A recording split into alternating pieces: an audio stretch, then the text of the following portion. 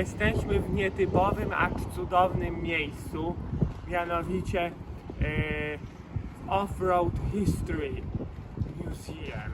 Mieści się ono w Al-Madam. To miasto pośrodku pustyni, w którym byliśmy z mamunią kilka tygodni temu, by zwiedzić miasto widmo. Tutaj zaprezentowane zostały zabytkowe modele samochodów terenowych.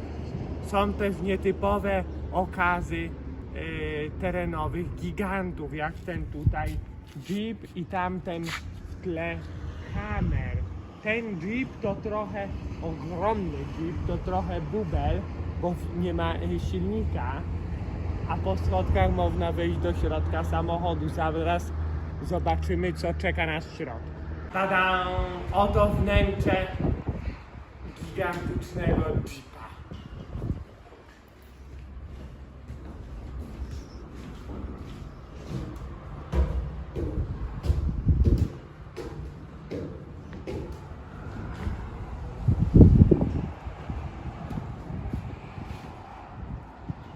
Amerykańska motoryzacja ma różne oblicza. Przed Wami największy Hammer świata. Słyszeliśmy o nim bezpośrednio przed wyjazdem do Dubaju i w końcu trafiliśmy po kilku miesiącach do muzeum, w którym przebywa na stałe.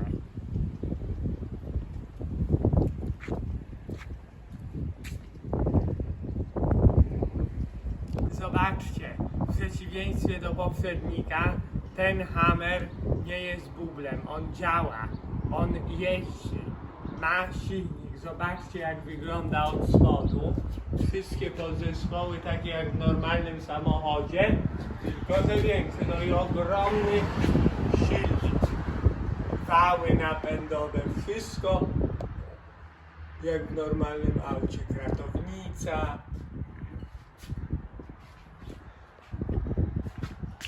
Zobaczcie, kolejny modyfikowany samochód terenowy. Tym razem na bazie Jeepa Wranglera. Nazywa się Busher i powstał, czy został zmodyfikowany w Maroku w 2014 roku. Niesamowite, co? Zobaczcie. Przed Wami zmodyfikowane lokalnie samochody terenowe. Są one pod marką, po modyfikacji noszą markę Shuja i zostały zmodyfikowane tutaj w Zjednoczonych Emiratach Arabskich, w Abu Dhabi. Natomiast powstały na bazie klasy G Mercedesa, a ten tutaj na bazie Hammera.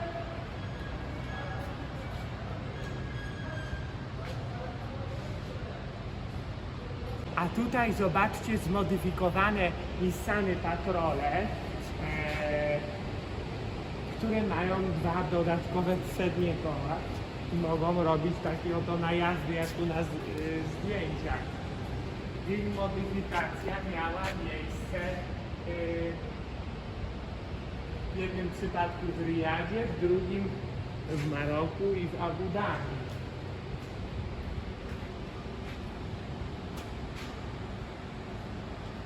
A teraz pora na nieco dziwaczną modyfikację, również w Maroku przeprowadzoną.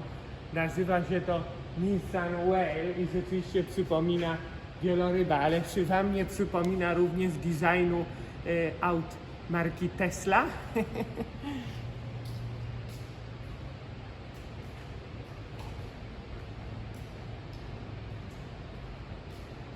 Wygląda na to, że modyfikator tego samochodu, także marki Nissan, miał obsesję na punkcie osi symetrii, bo przód samochodu wygląda bliźniaczo, podobnie jak tył. A tutaj śmieszne połączenie Nissana i Jeepa również po lokalnej modyfikacji.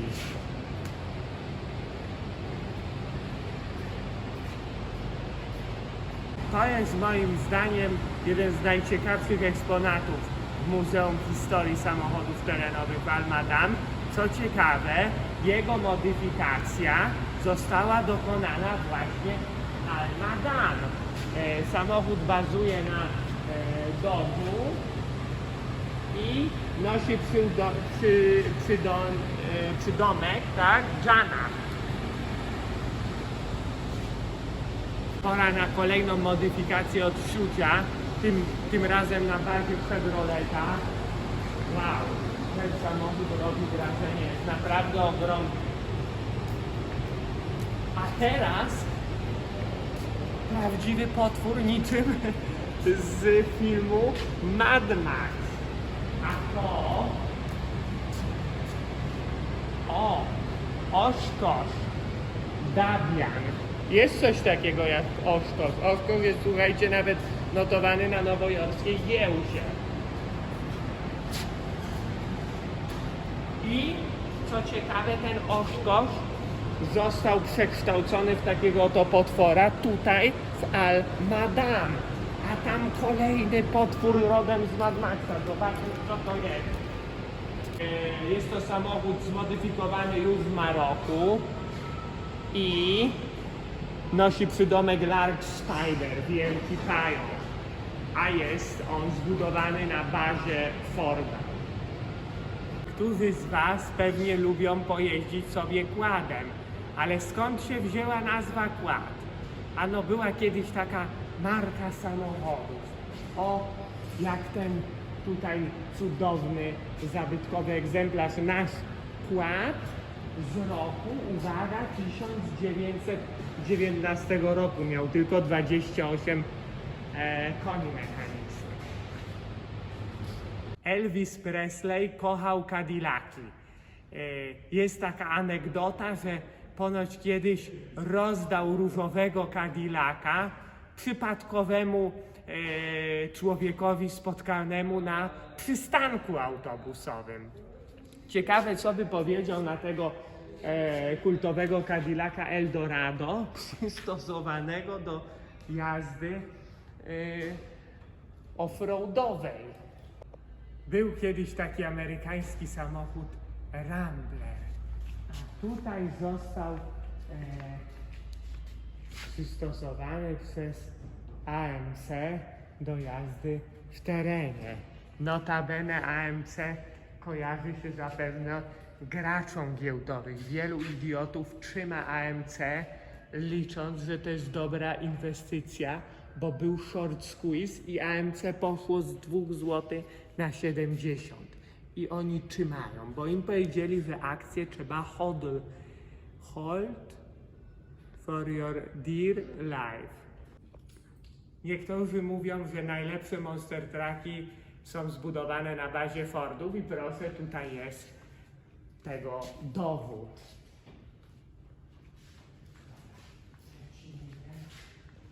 Niestety nie udało nam się zwiedzić wszystkiego. Eksponaty tych samochodów są naprawdę cudowne.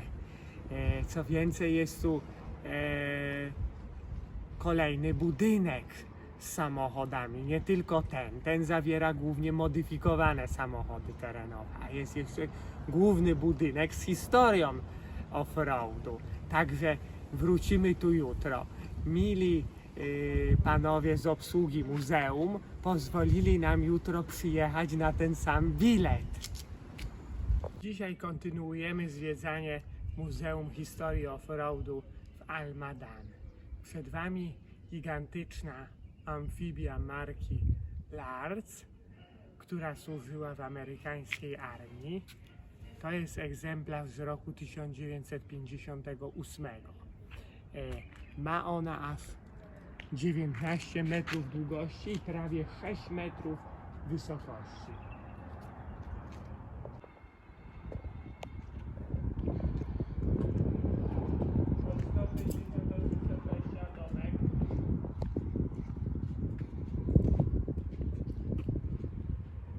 Jesteśmy w sali poświęconej samochodom, które służyły w armii, o zastosowaniu militarnym Przed Wami marka już nieistniejąca, nazywa się FWD, co jest oczywiście akronim od Four Wheel Drive, czyli to jest tak naprawdę protoplasta samochodów z napędem 4x4 i miał już to w nazwie marki, a został wyprodukowany w 1916 roku w Clintonville w stanie Wisconsin w USA.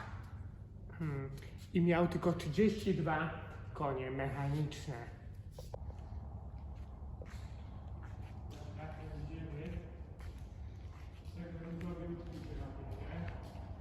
I tu jest taki żółciutki, fajny też. Tam dalej. No.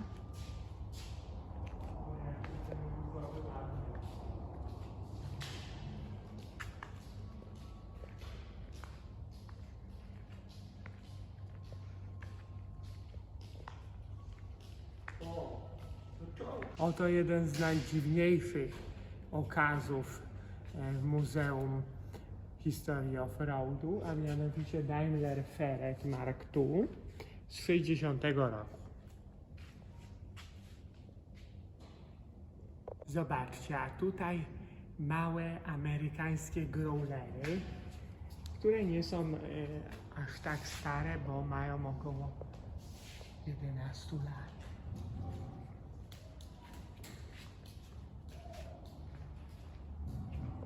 A tutaj Land Rover Shoreland uzbrojony ma wieżyczkę strzelniczą.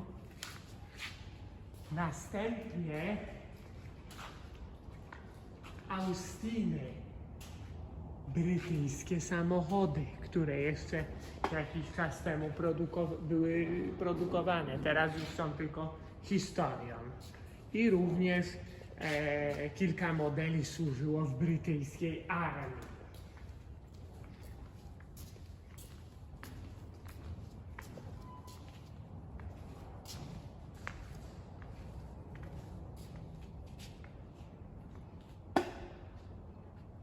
A teraz coś dla miłośników Sowietów. Zobaczcie, marki samochodów z byłego bloku sowieckiego. Tutaj Luaz ukraiński, a następnie tutaj dokładnie to Gaz. No i oczywiście jeszcze pora na UAZ-a. Skąd te nazwy? UAZ to Uralskie Autozawody, czyli Uralska Fabryka Samochodów. Takie UAZ-y służyły jeszcze niedawno u geodetów we Wrocławiu na Kasztanowej, wiecie? No znowu słuchajcie, dziś nie udało nam się zwiedzić wszystkiego. Tu jest tyle tych cudownych samochodów terenowych, a trzeba sporo zdjęć zrobić, że zabrakło nam czasu, ale pozwolono nam wrócić jutro na te same bilety i dokończyć. Co ciekawe, gdy wychodzimy, zaskoczyła nas burza piaskowa. Zobaczycie na zdjęciach, że przejrzystość powietrza znacząco zmalała.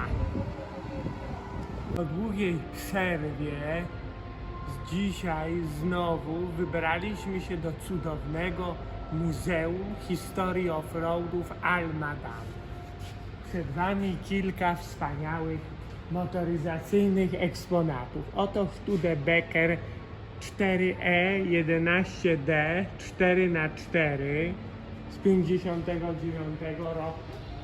A teraz pora na naszego dalekiego kuzyna, czy w zasadzie kuzyna naszego Mustasia. Oto Ford Marmon Harrington z 47 roku. Następnie pora na konkurenta marki Ford, czyli Dodge'a. To Dodge z 41 roku. I za chwileczkę kolejny Dodge Turbo Diesel z 46 roku. Fajne ma te takie azurowe nadpola, co nie? Teraz będzie Dodge Power Wagon z 47.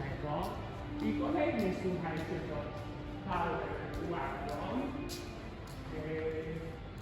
z napędem nie 4x4, ale 6x6 z 48. A ten żółciutki to już jest ten brazylijski marki Agrale. Agrale Marua. Nami kultowy Citroen 2CV, nazywany popularnie Cytryną, bohater wielu filmów z udziałem Louis de Funès. Tutaj w szczególnej wersji 2CV Sahara, model z roku 62. Ten model popularnej Cytryny był wykorzystywany na polach naftowych Bliskiego Wschodu. Oto kilka nietypowych samochodów terenowych w Muzeum Offroadu Val-Madame. Voltaire to jest marokański samochód elektryczny z napędem na 4 koła. Następnie czerwony, śmieszny hobby car, francuski samochód terenowy z 1994 i żółciutki Amphibie, czyli amfibia. A ten tu pali na ogromnych kołach to Polaris. Następnie Polaris, chyba najdłuższy samochód w muzeum, czyli International Travel Hall, który mierzy 777 cm i jeszcze jeden, czyli 778. I pochodzi z 2018 roku, o dziwo, choć wyglądem przypomina design z lat 70. A ten tu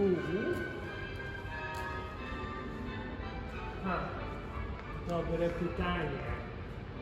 Co to może być? Nie jestem pewien, wiecie? Tutaj daleki kuzyn Mustasia. Ford Sedan Overland z 1936 roku.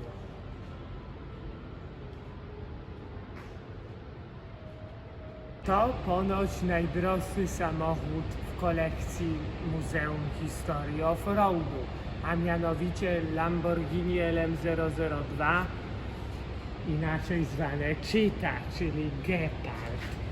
Jego wartość na aukcjach kolekcjonerskich dochodzi do 300-400 tysięcy dolarów, a powstało łącznie jedynie 300 kilkadziesiąt egzemplarzy tego modelu. Dalej zobaczcie, będzie kilka marek, o których zapewne nigdy nie słyszeliście. Monteverdi Safari z 1980 roku, La Forza 4x4 z 89, a tutaj First i Bex z 94. Oto największa sala Muzeum Historii Offroadu Val-Madame, właśnie poświęcona historii samochodów terenowych. Jest tu kilka alejek, zwiedzania na wiele godzin, także będziemy musieli tu znowu wrócić. Ta część, ta sala pokazuje marki samochodów terenowych mi znane, ale szerokiemu gronu osób nie. Na przykład tutaj zobaczcie Mahindra, hinduskie samochody terenowe na licencji Jeepów, a to rumuńskie Aro. Nie słyszałem o tej marce od czasów podstawówki. Na pewno tu jeszcze wrócimy.